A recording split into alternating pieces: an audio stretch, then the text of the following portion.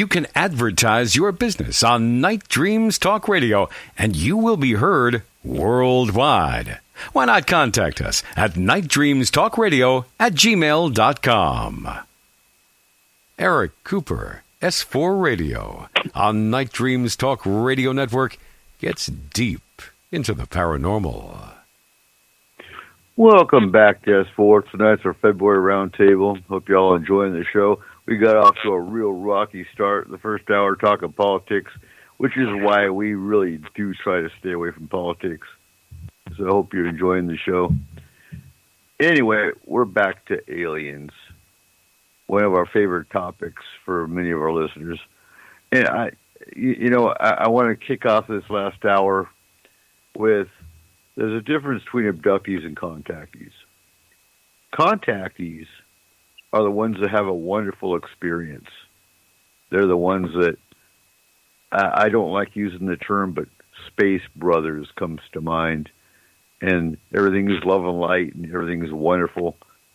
And then you got the abductees. They're the ones being taken against their will, having scientific experiments done to them, medical experiments, social experiments, and they don't have a good time.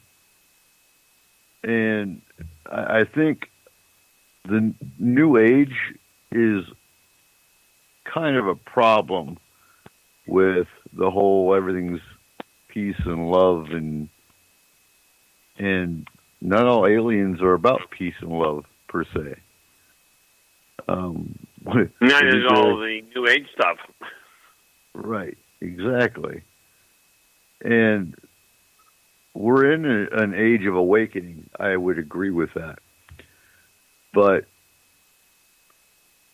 yeah, just be careful what you wish for. You'd be surprised how many people I hear say, I wish I could meet an alien. No, really, you don't. Yeah, the ones that confuse me are the ones that do that, and they follow it up with, I don't care which alien. I just want to have an alien encounter. Right. I would prefer E.T. to Predator, just say. Right. Oh, Predators are nice. E.T. Once you get to know them. You know, what always pops into my mind is Independence Day, the ones that are up on top of the skyscraper going, welcome aliens. And then they get blown away. Yeah. Yeah. Yeah, the ironic part is, I mean, I like that show from one aspect. They did do a good job on the containment field, on the containment setup in Area 51. They just got the alien wrong. Right. You know, but the thing I get a kick out of is if they were actually going to invade, as you well know, as you mentioned earlier, the reality is one EMP pulse and this planet's dead in the water. Mm-hmm. Which, I'm going to say, is that good or is that bad? I don't think it's really a bad thing for the human race to get thrown back into the Dark Ages. Well, the Dark Ages, being as I remember them, was not a good time to be. However, getting people off of some of the technology and getting them to talk to each other again would be extremely advantageous. Exactly. And, you know, I loved your rant, Gary, the other day. Oh, thank you. You hit on excellent key points. And I run a community group, the Concrete Upriver Group, as any local listeners know. And I'm seen as the asshole because I keep politics and I keep religion out of the group for a reason. As you saw in the first hour of the show tonight, talking politics just doesn't work. It creates chaos. And I push preparedness. And I've been accused of being a fearmonger. Oh my God, you're just making people scared. No, don't be scared. Be prepared. You know, have a plan. And within that plan, like you said on your rant, Gary, you keep your water, keep your food. And if there's an EMP pulse, you're not going to have enough food, which is a key reason to know your neighbors. Like you said, Keith. Well, yeah. I'm going to say with that though, know your neighbors. Know who's going to be a threat. Your neighbor right now might seem like a perfectly nice person, but going 3 days without food and human nature what it is, they might not be so nice. And that part I will absolutely agree with. I got a test you guys can do. Let's pretend there's a power outage permanently, okay? From whatever, right? And you were lucky enough to have a surviving generator, and you're smart enough or dumb enough to start it up. How long do you think it's going to take before you have people coming to your place that you don't want? About 15 minutes. Yeah. Or sooner. Or less.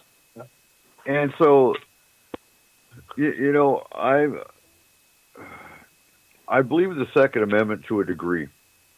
I'm not a stockpiler of weapons because of a corrupt government. Because if there's a corrupt government, no amount of weapons is going to protect you from that. Not when they come up to your house with an up-armored Humvee with heavy weapons. But what you need to have weapons for is that scenario. And you don't need 200 guns. You only need 2 or 3. What you need to stockpile up on is ammunition. Either that or you need to know how to make it. But personally, I find it more advantageous to figure out how to make a fire without turning it into a block fire. And tripping brings up, generators won't last longer than a month. And you know what? Less than that, because how much gas can you stockpile? Well, there are solar-powered ones now, so they'll last a little longer. Right. But the point is still essentially the same. They do have a certain amount of time in which point they will break down. Mm-hmm. Ultimately, all a generator will do is postpone the inevitable. Yeah. This is why in my opinion, your best move is figure out and make sure you know how to get a fire started. And if you don't know how to hunt, make dang certain you've got friends to do. Well, and that's where knowing your neighbor comes in handy, because if you have neighbors that you know are trustworthy, find out who's got what skill. Who's a nurse? Yeah. Who's an EMT? They're going to be your medical. Who's good at security? They're obviously going to be your security. Who's a carpenter? Who's an electrician? Who's a mechanic? These are the ones you're going to want, start working as a community. Not only that, they're the valuable ones. They're the ones that are going to live because people need them. So it's good to get your own training. Exactly. Well, the fact of the matter is, it doesn't matter how old you are, you can learn new things. The reality of it is far more frightening when you realize that just because there are a number of other races that are more technologically advanced does not mean that socially or spiritually speaking they're any better off. Mm-hmm. If they were better off, they wouldn't have 3 galactic wars going on inside our sector right now. One of which is a civil war. Right. What chance do we have as human beings, though, if there's galactic wars going on and they come to Earth, EMP us? How long will we survive if they take over, or will we just become cattle? Well, it depends on the reason for them taking the planet. If they're taking it as a foothold and they just want to settle in on it, deal with it. You'll live. If they're here to wipe out the race, you're already dead before the war starts. And if they're here to enslave the race, you're already shipped out before you realize it happened. So none of our diplomatics or military will help anyway, right? The natural diplomatic approach is, let's wait and see what they do. This seems to be the issue. And the military, much as I respect the Terran military, it hasn't got a snowball's prayer, and guess where, of going up against the armaments that these guys have. Right. I mean, you take a look at let's go back to World War II. I'm sure they've got bigger guns now, but, well, I know they've got a rail gun. which really got me in trouble the other day. But they've only got one, and you have to wait for the plan to move into position for it to actually be of any use. Mm-hmm. But you take a look at the main gun on the consortium's flagship. You take the Titanic, you turn it broadside and float it down the middle of the barrel. You've still got room to maneuver. Now, there is nothing on Earth that will stop that kind of firepower. No. In fact, we've talked about that on the show before. Yeah. You know, the other thing that people are forgetting is there's a neat little race underground that has the capacity to drop a city out from underneath mankind.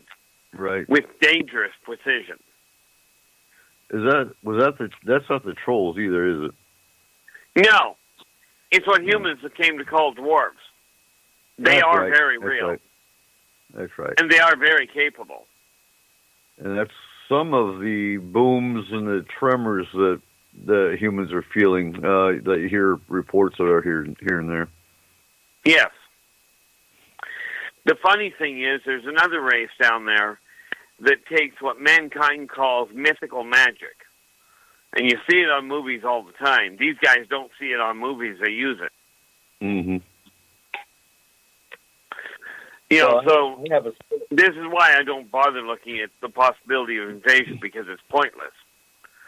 The reason I ever contacted Eric Cooper was because my major experience in life was right here in the Cascade Mountains, and me and my children were camping one night, and needless to say, long story short, an orb type unit came out of the woods. It was 8 feet in the air, slowly blinking, and came towards us.